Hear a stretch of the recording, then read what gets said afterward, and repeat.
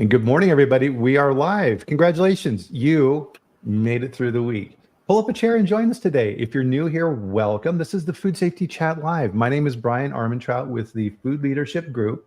And every day at this time, 8 a.m. Mountain Time, where I am, 10 a.m. Eastern, or wherever you are in the world, we have a 1-hour discussion around a topic that's food safety based. And I have the awesome privilege to bring on experts in this, and we'll pull up a topic and we'll hopefully provide you with some new information that you can then use and go out and make your operations better, because as we say here on the chat, food safety is not a point of competition. We're all in this together.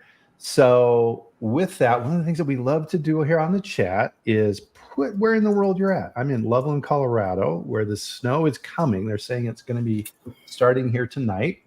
And I am joined by the lovely Cori Muse of Muse Food Safety Solutions down in hot Texas. So good morning, Cori. Good morning. Yeah, I'm wearing a blazer, but really I'm wearing a t-shirt. Yeah, it's funny because this is my live stream shirt. I wear this every time, but yeah, it says like pull this out of the closet. And it's funny because my wife hates this shirt. She's like, "Oh, get rid of that shirt." I'm like, what? This is my chat shirt. What are you talking about?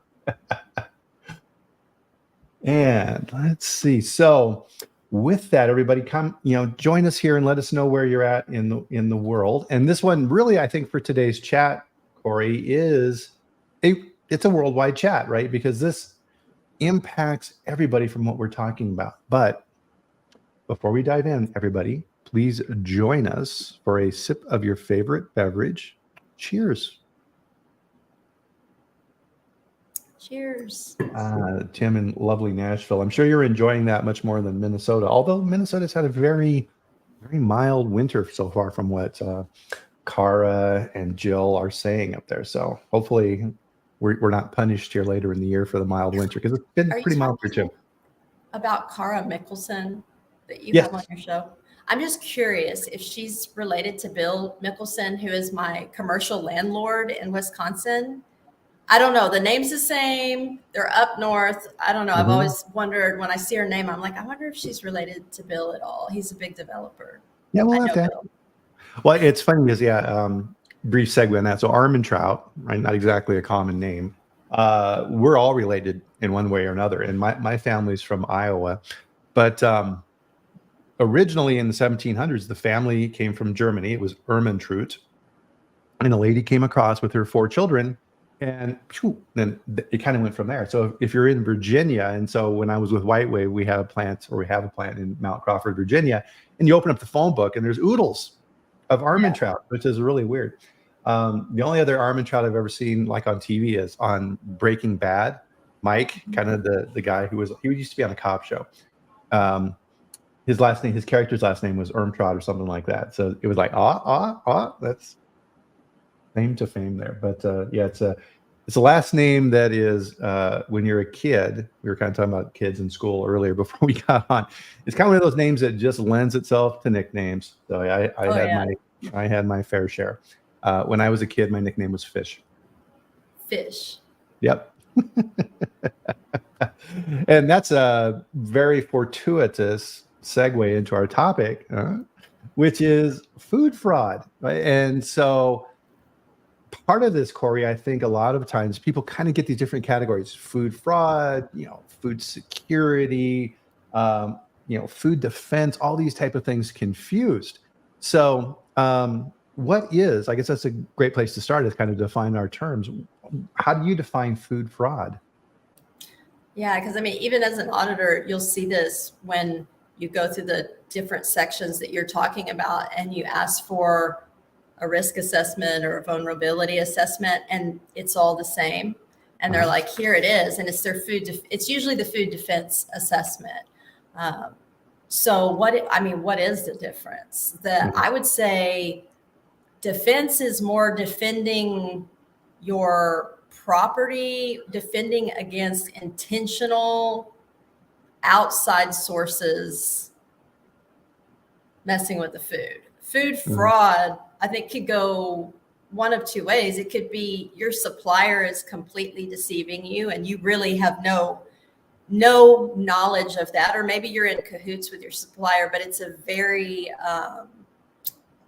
focused agenda to change either the composition of the food or what you believe the food to be. That would be kind of my brief rundown of it. No, I agree. I think those are great definitions. And a lot of times with food fraud, you'll hear another term, economically motivated adulteration, right? So they're going after this, right? They want the money. So they're trying to figure out ways to trick us and sell us something that isn't really what it is. Biosecurity, food defense, these type of things. You have somebody who's actively trying to hurt you in some way, and they don't really necessarily care about the money. So like a disgruntled worker, I'm going to get back at my SOB boss or things like this. And they're kind of related in some ways because they can overlap. If the food fraud then goes into an issue where you could potentially have a security issue, then those two things overlap. But it doesn't really happen all that often, really. While I was doing some research on this as well, here's a scary statistic on this, Cori, is it's estimated worldwide 1% of the food supply is fraudulent. Isn't that crazy? $40 billion a year in fraud. And so if you're a member of the mafia, if you're a criminal, that's a $40 billion, right? That's a very tempting chunk to go after and fool people. Yeah. Yeah. It's more common than it should be, obviously. Yeah. And we just don't know, right? We just, as consumers in the marketplace, we just go to the grocery store and we trust what's on the shelf really is what it says it is. And if you go on a big shopping spree and you have 100 items in your shopping basket, one of those things in there may be fraudulent. Yeah, for sure. Ugh, yeah. Scary. So there's different types of fraud as well. So we were kind of the agenda for today is awareness, right? Because part of this then, and the takeaway for this for everybody is to go back and look at your supply chain, meet with your procurement group, and kind of make sure that you're addressing these things. I mean, there's a reason why supply chain is a preventive control, right? When FDA put together FSMA, they're like, okay, what are the super duper important things that everybody needs to have correct, right? So allergen, sanitation, supply chain, recall, these type of things. And right, supply chain and your supplier programs is right at the top of the list, for sure. There's Cara. So maybe she didn't hear the question. So where was your relative, Cori? No, it's actually my landlord in McQuan, Wisconsin, Bill Mickelson. He's a builder. And I was just wondering if they were related because I see they're both up north, and I thought maybe they're related. Yeah. So good morning, Cara, and let us know. And good morning to everybody else as well. Carrie, nice to see you. Jim, welcome. Good to see you guys. So part of this then is we kind of wanted to go over the types of food fraud that are out there, some examples of that. Then again, what can you do about these type of things? So kind of the first category is adulteration. And so for me, adulteration, Cori, is kind of a big catch-all term. And so we talk about regulations and things like this quite a bit on the chat. And right, so adulteration is one of the two main things that FDA is looking at when they're considering whether or not you're compliant with regulations. And so with adulteration, essentially it's something that says it's food that's not, or things of this nature. So it can be as simple as adding ingredients, right? So let's say, for example, you have a product and you accidentally put in a wrong ingredient. And it's not an allergen or things like this. It's just like, oops, we had a little bit of leftover from changeover on our products or things like this. Technically, that product's adulterated because there's something in that product that you said is there, but it's really not. Yeah, for sure. Even bacteria. I mean, we talk about all of that condensation, anything in your facility that's contaminating the food and it's in there, it's not on the label. And ethically, it shouldn't be there, and legally. Yeah, absolutely. And so other people are filing in here. Good morning, everybody. So Austin, always good to see Austin. Cara, got our answer back on the Mickelson, so not related. Lena, good to see. I haven't seen Lena in a long time, so really, really good to have you join the chat here today. Next category, of course, this is a huge one, is counterfeiting, right? And it's kind of like we all know the examples of going to outdoor markets, right? So you go to a flea market or things like this, and they're selling Gucci bags for $20, right? That's not real. and that's counterfeiting. Now in food, counterfeiting exists as well. So there are very sophisticated operations that are out there that will make fake food, right? They'll have the logo of the company on it, Nestle, whoever, and Nestle isn't even making it. It's this fraudulent company that's making this product. Yeah, and they're really good at it, I might say. I mean, it really looks exactly the same, maybe tastes the same. Technology is increasing, so there's things that we don't even necessarily understand. We've got like 3D printing. We may have talked about this on the show once. I saw something where they were making fake eggs in China and filling them with some sort of weird foam. But when they broke them open, they really looked like eggs. It was the most bizarre thing I've ever seen. But it just really, when you see it happening and then you really think about it, it's like, I don't have mass spectrometry at my home. I can't test everything that I open. But are we buying what we think we're buying? Right. And yeah, that's kind of on the, how can you protect yourself against this side of things?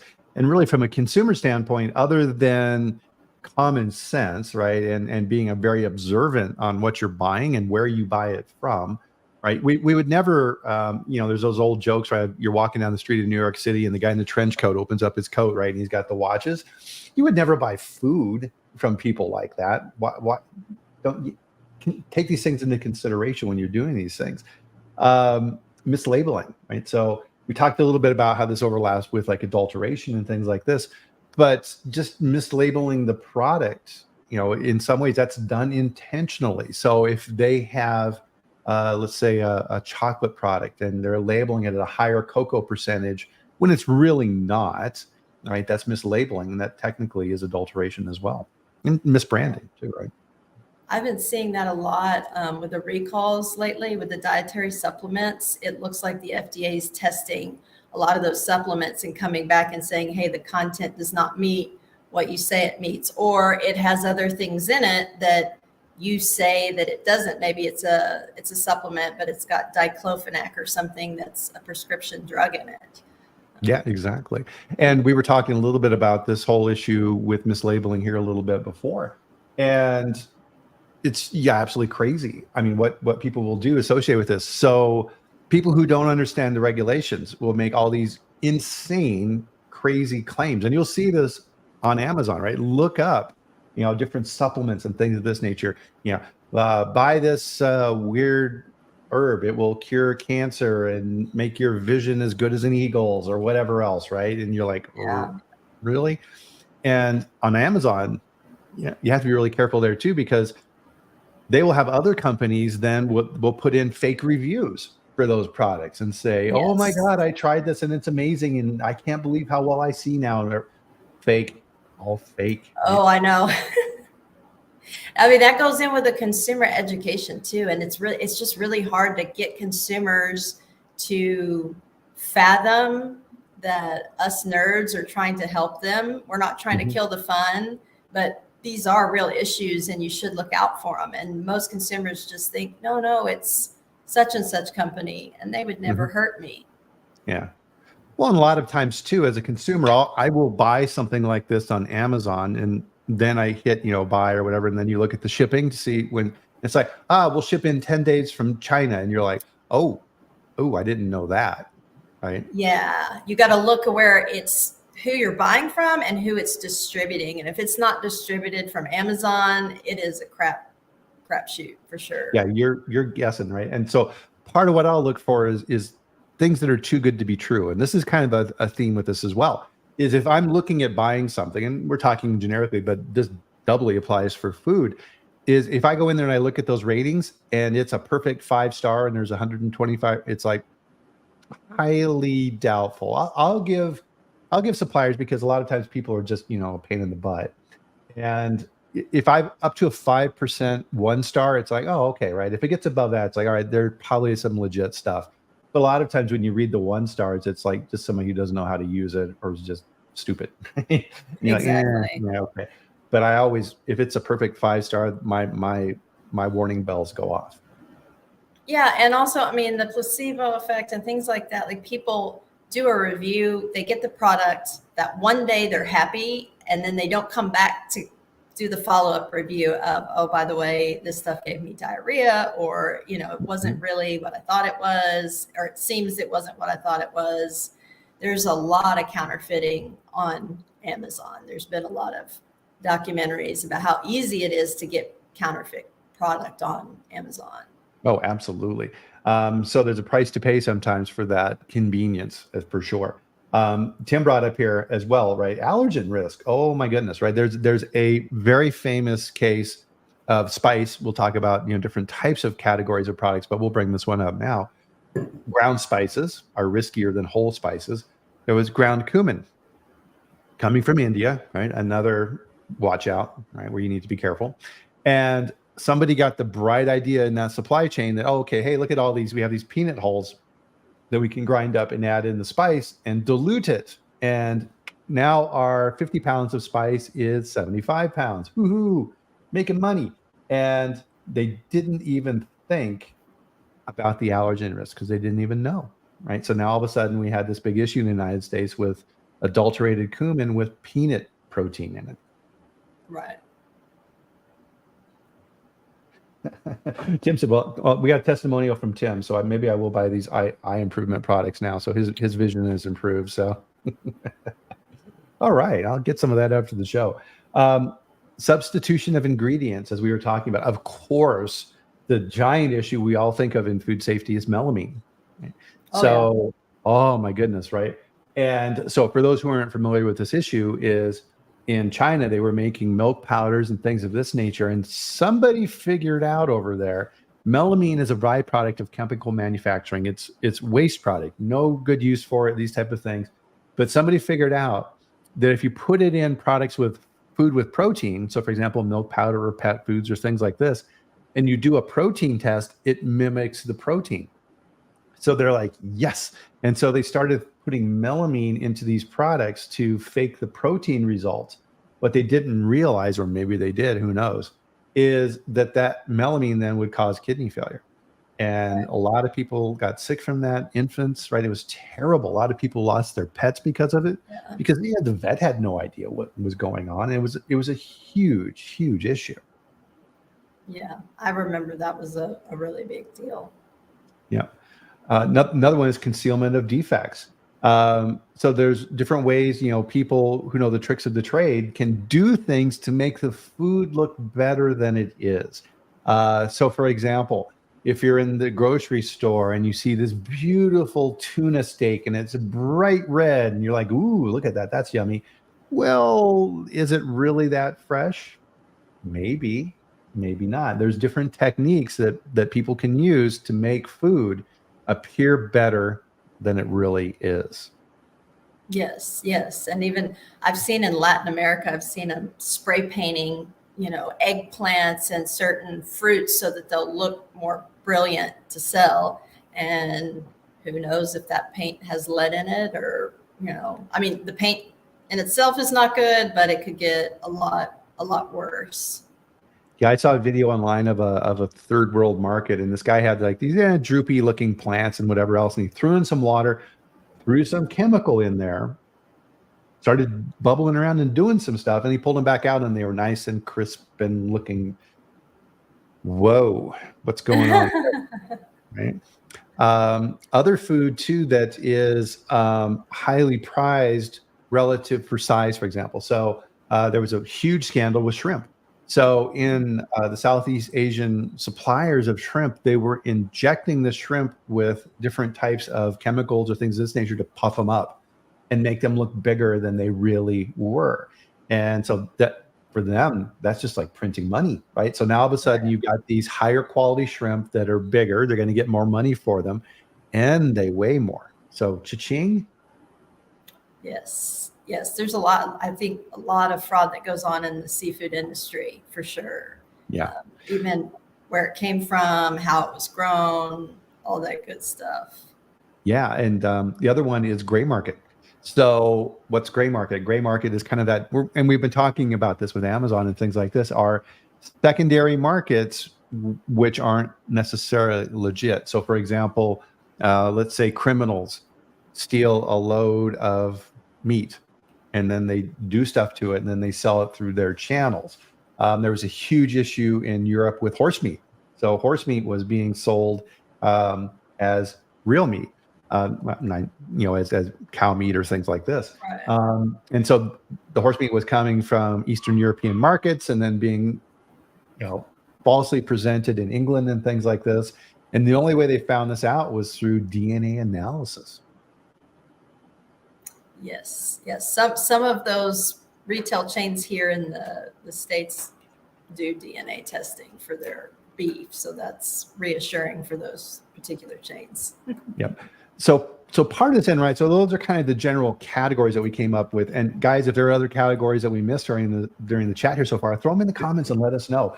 And if you have crazy stories on this too, throw those in there too, and let's talk about them, because I think a big piece of food fraud here, Cori, is awareness, right? So number one, as a consumer, we're all eating. And as manufacturers of food and people who help protect those food as consultants and things like this, we need to understand these risks and make sure that other people do. A big part of what we do in our roles is education.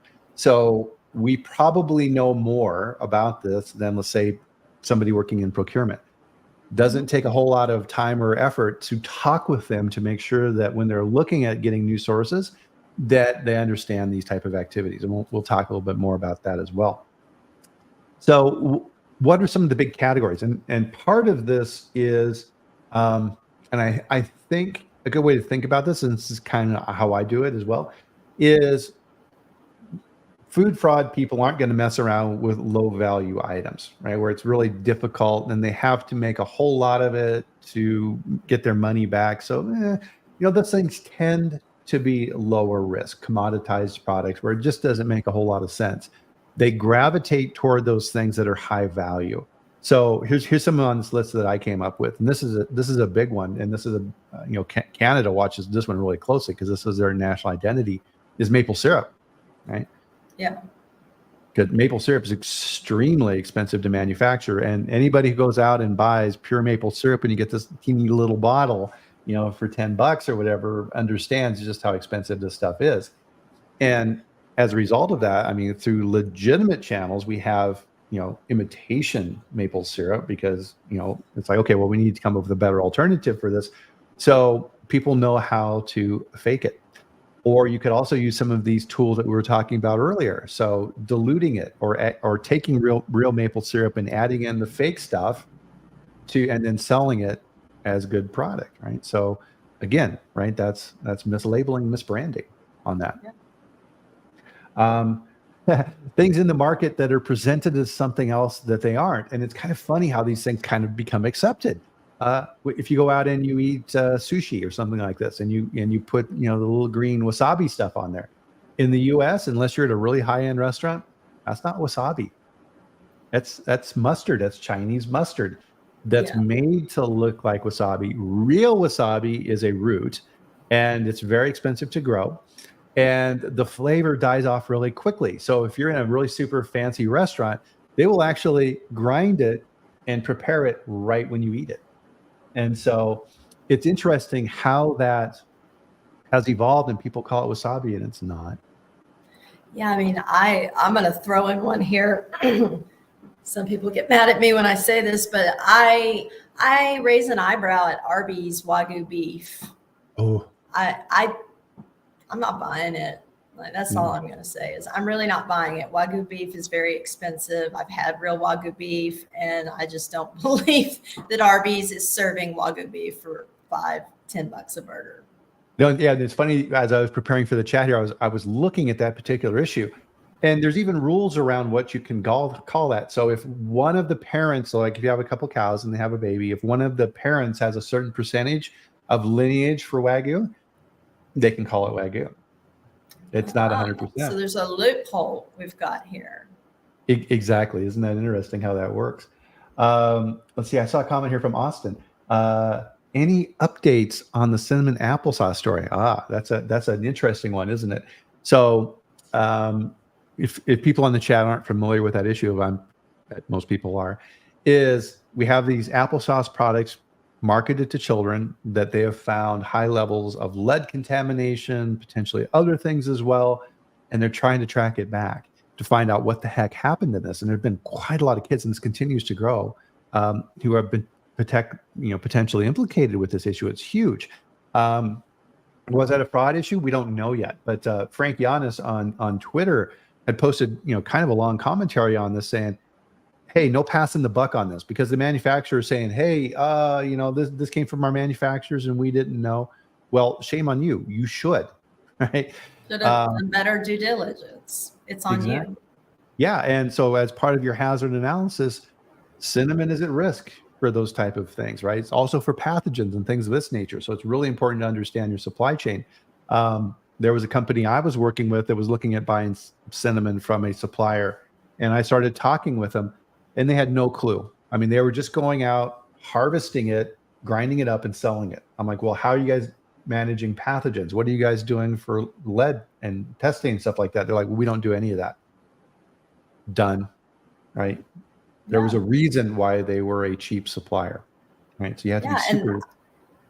I think all companies and procurement should really think about that. You get what you pay for, and cheap ingredients are cheap for a reason. And when you're in an industry like baby food or selling to elderly or immunocompromised, you need to buy quality, safe ingredients. Well, I say that you should always do that, but I know you guys aren't going to do that. I know you're a bunch of snakes. So please don't do it to the kids and the elderly and the people with cancer. Please just have one part of the industry where you're going to do the right thing, if nothing at all. That's all I ask.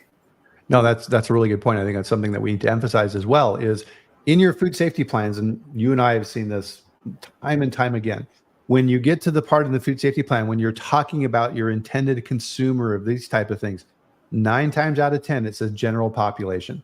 And if you're producing a product that are for those markets that you just talked about, you're not selling to the general population. And your food safety plan needs to address that increased risk for those vulnerable audiences. Yeah. But I think a lot of people write their food safety plan generically on purpose, or maybe they don't know how to do it correctly. But as an auditor, I see a lot of really silly food safety plans. Yep.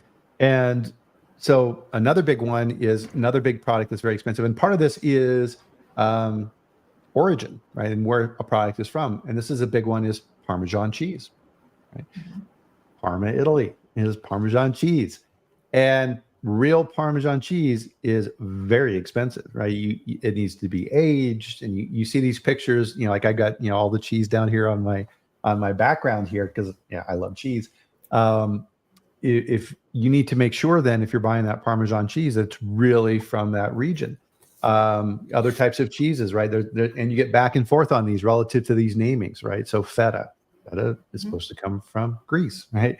All these different type of regional cheeses that have these type of names, and people will produce those cheeses, slap, a cheap cheese and put that name on it and increase the price. Or send something that has an origin of one country to be packed in another so that it's labeled as such. And now we don't know that it came from China originally. Things like that can be maybe not fraud, but deception. Well, and part of this too, right? Yeah. People who are attempting to deceive us are sneaky, right? They know that they're doing this, and they'll come up with methodologies to counteract what we know. So on that honey story, Cori, so everybody's been very wary of honey from China. So chloramphenicol in the contamination in the honey, because in China, they use that to keep the bees healthy. So they're giving the bees antibiotics to make sure that the bees are healthy and producing lots of honey. You also get, for example, and this is something, if people don't know this, you definitely need to know this, is never give honey to infants. Part of that is because of Clostridium, you may have a little bit of toxin in that honey, and that's very dangerous for babies because they have no defense against that. So China had this giant production of honey, but nobody would buy the honey because nobody trusted it. So what they started doing, and it took a while to figure this out because you had to look at the export numbers. Chinese companies would send Chinese honey to Vietnam. To your point, Cori, repack it as Vietnamese honey and then export it to the US. People started looking at the production numbers and say, hey, hold on a minute here. How are they making this honey? There's not enough farms and there's not enough bees in Vietnam to produce this level of honey. So they were able then to backtrack through that and figure out what was going on. Yeah. Oh, yeah. Sebastian has a good comment here. And definitely, guys, these are awesome comments. Please keep them coming. Sebastian says here, Costco is a great example of a retailer that demands high quality and safe goods for its members. Absolutely. And this gets back to that trust issue. And yeah, I'm a loyal Costco customer, as a lot of you probably know. And that's how I build up my level of trust is I know that Costco has good systems. And the chances, it's not zero, but the chances of having an issue are much less. So for example, I will use a multi-tiered approach on items that I know as a consumer are high risk. So olive oil, super high risk on olive oil, right? Just like that Parmesan cheese, a lot of times you'll get this oil, right? And so you have these different tiers within olive oil, right? You got cold press, first cold press, and all these type of different levels. And that first press, that's where the bucks are. And they will mislabel. They will cut it with different types of oils, whatever, right? To get that high dollar value. So what I'll do at Costco is number one, we'll talk about this one too, is I'll buy the Kirkland brand olive oil, first press organic, right? So now I've got 3 different levels. I'm pretty confident that Costco is selling me with that oil is really what they're saying what it is. So thanks, Sebastian. Good comment. Yeah. Is it 100% foolproof? No. No, but I mean, that brings up a good point that a lot of the grocery retailers have little to no supplier approval. And you see that with the recalls. And I don't know, I just see a lot of passing the buck. It's a chain and we're all responsible. So even if downstream it's someone else's fault, if I'm in that chain, I should ask myself after that event, what could I have done differently? What should I do differently in the future to prevent this? And not just, hey, it was their fault and we're gonna move on. Exactly. And very tough being in quality assurance at retail. If you're working in that field and you're doing that, well, first off, hats off to you because you've got a really hard job. Think about all the products in a grocery store, thousands of products. There is no way, right? You would have to have an army of people working in quality and food safety at a retailer to manage that. So to your point, Cori, they are relying on their supply chain to manage these type of risks. Another big area of risk, right? So olive oil, we talked about that one. Flavors and spices. So there was a big issue a number of years ago with vanilla. So we all know, right? You go to the grocery store and you buy pure vanilla. Well, is it pure? Very expensive. And most of the vanilla in the world comes from Madagascar, right? That big island off the coast of Southern Africa. And a giant tsunami came through and just decimated the vanilla crop. And the prices just shot through the roof. And so if you're a food manufacturer, you have to have this if this is an ingredient. So food fraudsters are very opportunistic and they'll see things like that and they'll go, ooh, I can make some quick money, right? So then they'll jump in and start using imitation vanilla and things like this and creating these and then trying to sell that to suckers out there, right? Because if you're manufacturing and you can't find vanilla and you're going to be shutting down your plants because you can't make that vanilla ice cream, you're scrambling, right? And you're trying to find anything that you can. And that's a really bad position to be in because now the quality group is like, we don't know who these people are. We don't have any information here. And that pressure in an organization to get that product out the door can be overwhelming. Oh, yeah. So you have to be super careful about that. And so within food safety, which is why it's extremely important for quality people to partner up with your procurement group and manage these things. And always look at it in two buckets is, okay, how do we control risk on our existing things that we buy and focusing on those high risk items, and then also working upstream and getting involved up front and making sure that the R&D teams, when they're creating new products, understand this as well. So if you can use ingredients that have already been vetted and trusted and coming from companies that you know, use them. Right? Don't go out there just because you went to a fancy food show and you see all these really super slick, cool new things and you want to try them out and come up with a new product. You got to be careful. Yeah, you'll end up like Daily Harvest and sicken 400 people with your super fun, super cool new ingredient, and maybe you'll pay off some scientist to write a silly report and say all the people that got sick have some weird genetic disorder. I mean, but honestly, quality, food safety, however you want to call that department, and procurement should be best friends. I'm going to call out Frito-Lay because I'm not going to say anything bad, but R&D, food safety, and quality are best friends with procurement. They do a lot of activities together. And I'd say the procurement there has more food safety knowledge than most of the food safety leadership that I've worked with in other small companies. The procurement team has more knowledge, I'll say it again, in food safety than the food safety professionals with degrees and certificates and all of that. And that's where you want your procurement team to be. You want to educate them. You want them to be your friend and work together to make sure that you're buying the right ingredients and that they understand, because sometimes they don't understand. Yeah. Very important. Yeah. I mean, so, kind of a little segue here, but I think it's important is people follow incentives. And is there any rule that says in your company that you can't put incentives in the procurement group that say part of what you will be evaluated on is, price and all the normal things that procurement's evaluated on, but why not have something in there that says, if a recall is triggered because of a material we buy that you approved, that's going to be considered in your bonus or your review for next year. Yes. And that does go on at some companies, at the more robust ones that I was mentioning. Yeah, it's that old saying, right? What gets measured gets managed. So make sure that you're doing that.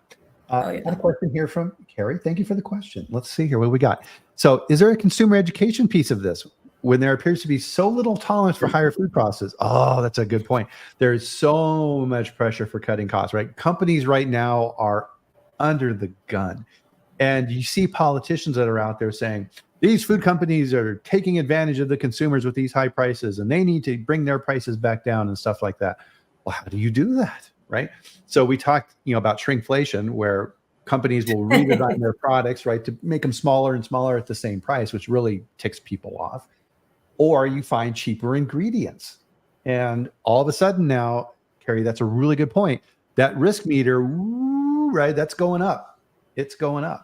Right. So now you're dealing with new suppliers. You don't know who they are. You may not know where it comes from. And that pressure is immense. It's so complex because, the cheaper ingredients, the lower quality, talking about supplements like bioavailability, there's all of these little things, little nuances that go together to make the finished product. And she's right. There's not a good place for consumers to go to educate themselves. And you and I talked about this on another food safety chat. You have social media and TikTok, and you have these influencers that are like, oh, I'm on the raw chicken diet. And it's just it's so stupid. We're in idiocracy. I can't take it. I see shit like that. And I'm just like, I give up. I don't even know why I'm doing this, honestly.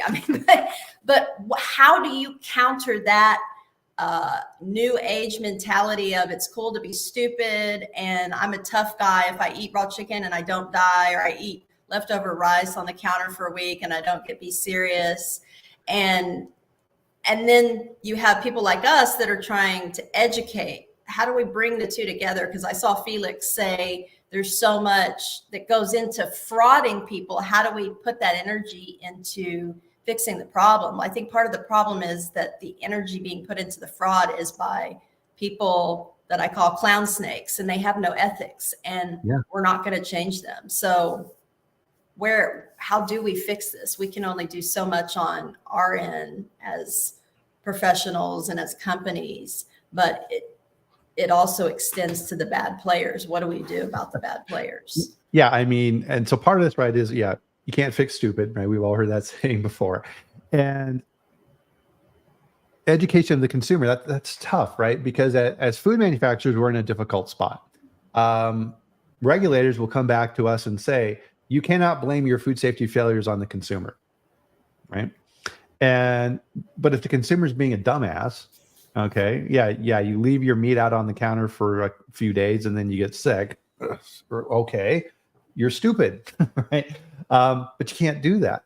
Now, there are risks that people see that we're aware of. So, for example, cookie dough, right? Everybody eats raw cookie dough. Is that risky? Yeah, it is.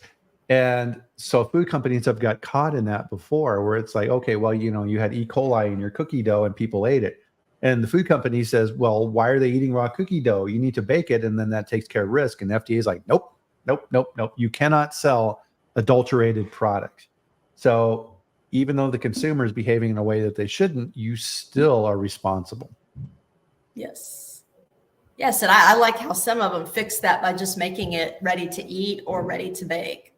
Pillsbury did that. So they're in my drawer all the time, because I am guilty of eating cookie dough. I am. I can't help myself. It tastes really good.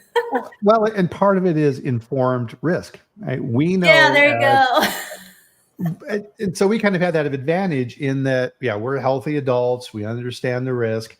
And so it's like, okay. And if I ate some raw cookie dough or I drank a protein shake with a raw egg in it or whatever, I understand that risk. If I get sick, I'm going to say, okay, that's my own. Yeah, I'm not suing anybody. I'm just going to be like in the bathroom going, you knew better.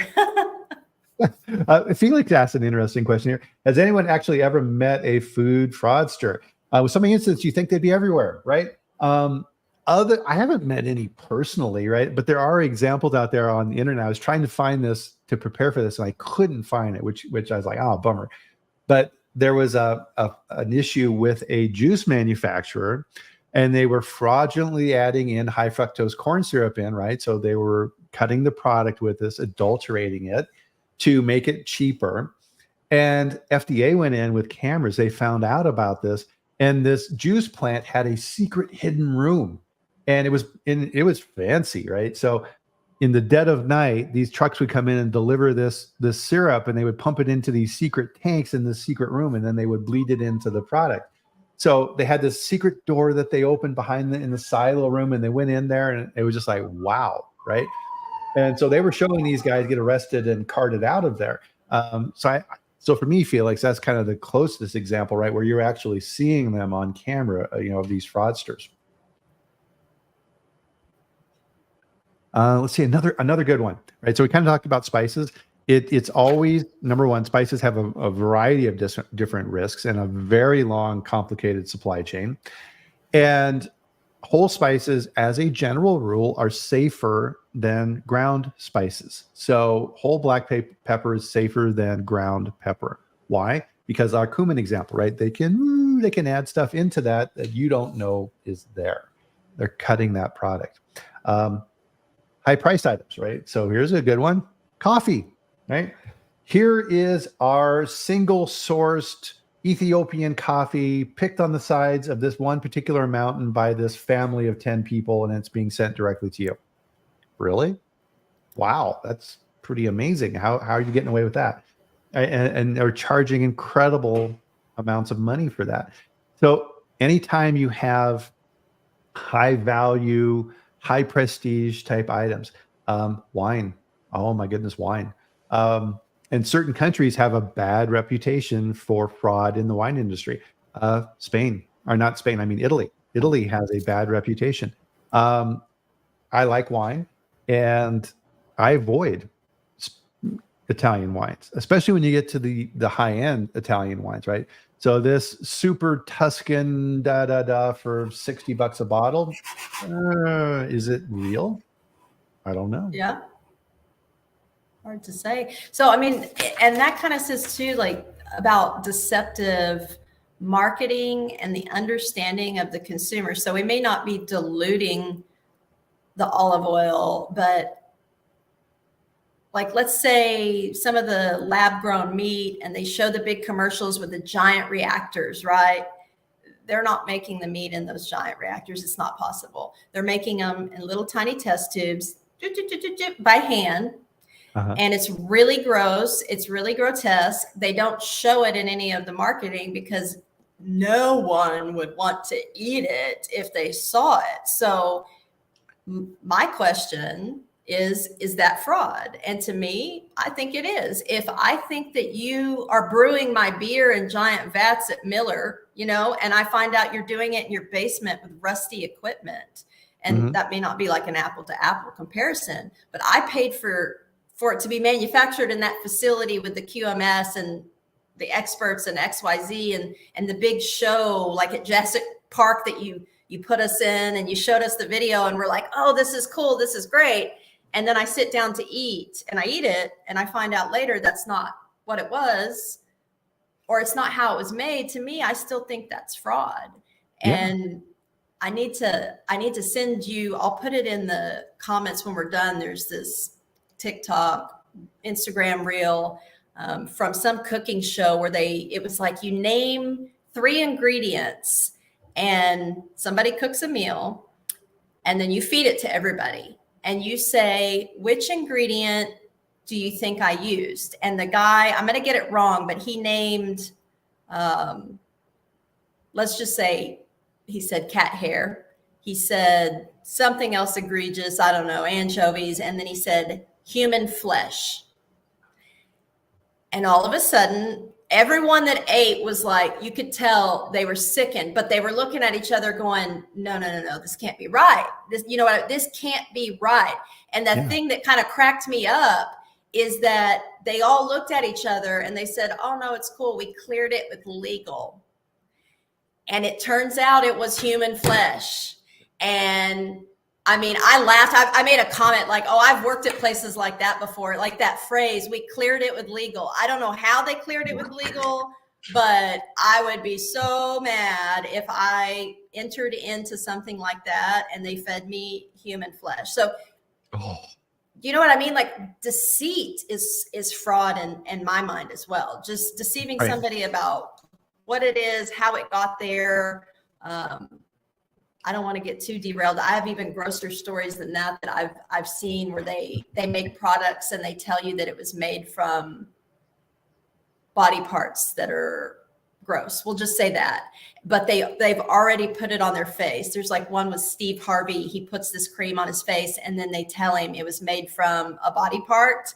And he's just like, oh, why didn't you tell me that? And freaks out. Well, later you find out it's not actually directly that body part. You know, there's some other things going on, but the way you choose your words and the way you choose to illustrate something can be powerful and it can change the meaning of what it is. Oh, absolutely. So Kimberly had a good one here, and this is another one that we haven't talked about yet, is fish, right? So sushi restaurants, again, high end, right? This is the premium tuna belly cut, you know, from these type of things flown in from Japan just for you. Misrepresenting food is a huge issue, right? So it used to be like in retailers, crab sticks, right? They would have fake crab meat, and then they actually changed the name because it was so prevalent, and they got forced into no, this is crab, KRAB, right?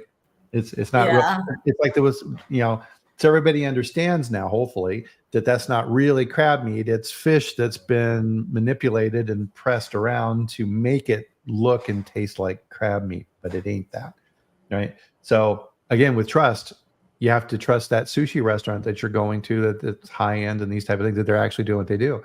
And same at retail. Sebastian had an interesting question here. Do you think that private products that get recalled should be forced to name the actual manufacturer? Wow, that's interesting, right? Because They don't do that, right? So if you've got ABC Food Company and they're using a co-manufacturer to produce that product, and that's where the real problem is. It's the recall is under that company name, not the co-man's name.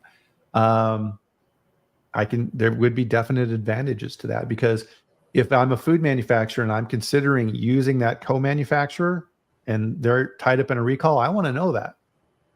Yeah, I say yes, because I know a lot of companies that use co-packers to assert legal consequences, assert brand tarnish. If you don't know that that co-packer is making a certain product for a major brand and that's their weak product, but they make a lot of money on it.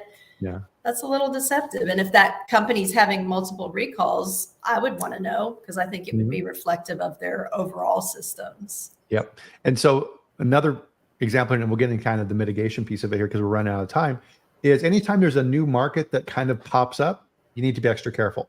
So for example, here in Colorado and in the US, right, marijuana, right? So now all of a sudden, all these people rush into this market to make money.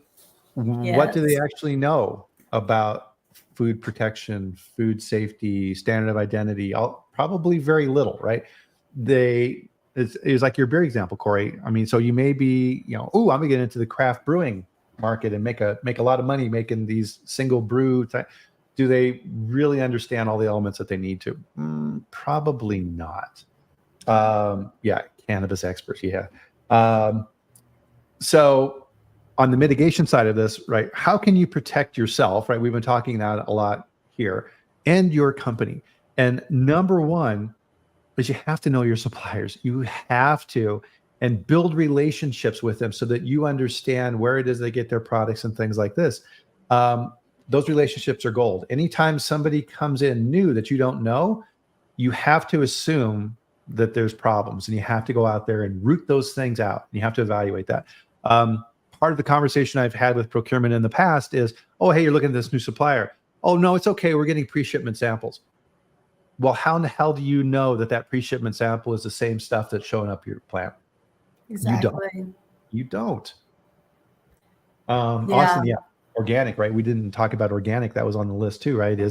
Organic is a premium product, right? So if you're buying organic materials, you gotta be extra careful there too. Now, with organic, you have inspectors and stuff like that, but have they really been inspected?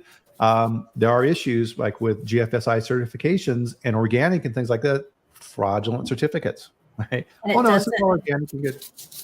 It doesn't mean safe either. No. I mean, absolutely. And it doesn't mean no pesticides. Guys, it doesn't mean it's free of pesticides. It's just using approved pesticides. I don't know how many family members I have that say, I buy organic because there's no pesticides, and hate to burst their bubble. Yeah, absolutely. So as we're talking about here, we've been going through these kind of really good examples on the concrete level. Be aware of high risk ingredients.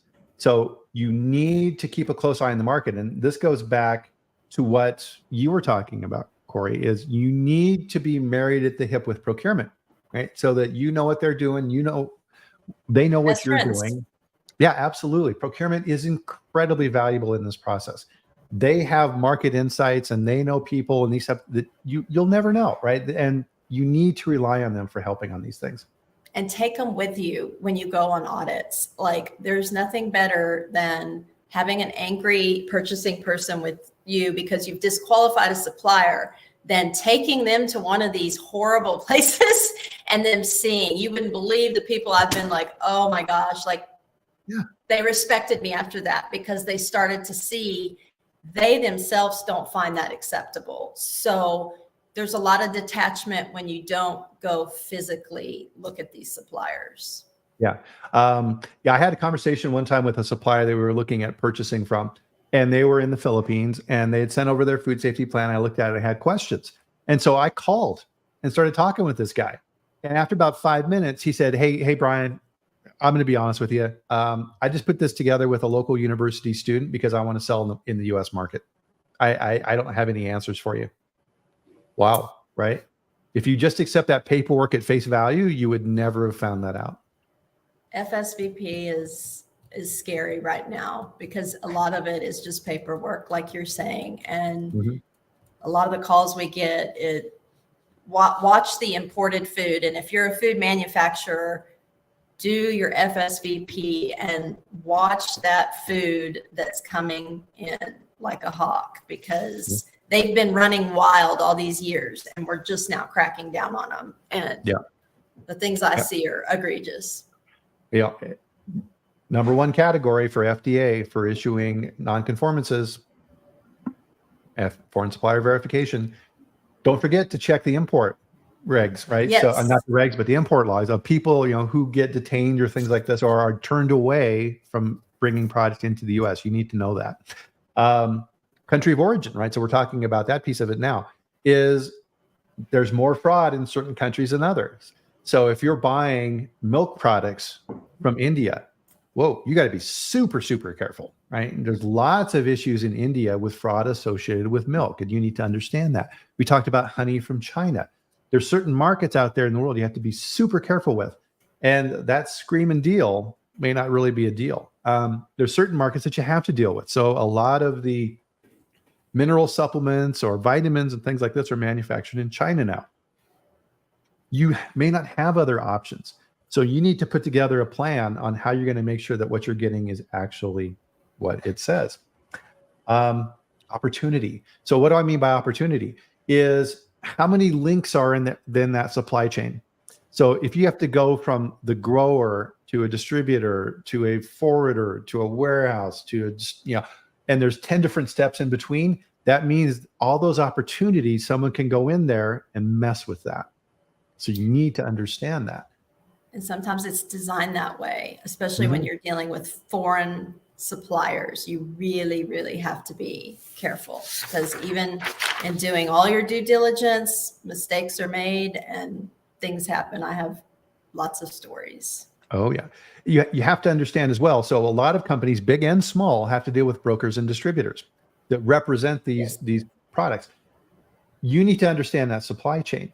And if they're located in London and you think that's coming from London and they're not exactly volunteering it, but actually the material they're purchasing comes from another country, you need to know that. And you need to understand the exact plant that product is manufactured at. You can't approve a broker or distributor. You have to approve the manufacturing facility. And if that broker or distributor balks and doesn't want to share that information with you, you got a problem. And a lot of times too, distributors or brokers don't understand this, and they'll switch around suppliers because, I can buy this cheaper from this other guy. And no, you can't do that. Yeah.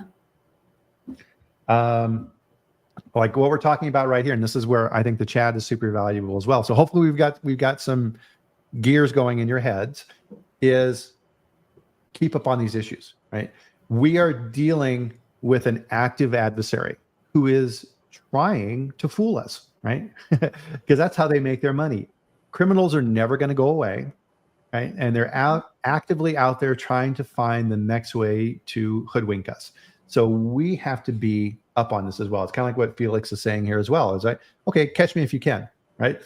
And in some cultures around the world, they view these issues differently. Is that, okay, if I can fool you and I get away with it, that's your fault. That's not my fault. Yes. You need to understand that. So know who you're dealing with. And so a big piece on this, right, is that saying, I think this goes back to President Reagan with Gorbachev, is trust but verify, right? You can have a good supply chain, but you need to make sure that what they're saying is actually true. Because think of this from the other side.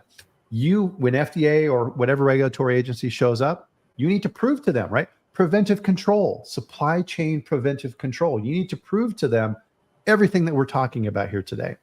And laws around the world are getting stricter and stricter around this. We spoke recently with Stephanie over in Germany about some new laws over there relative to this.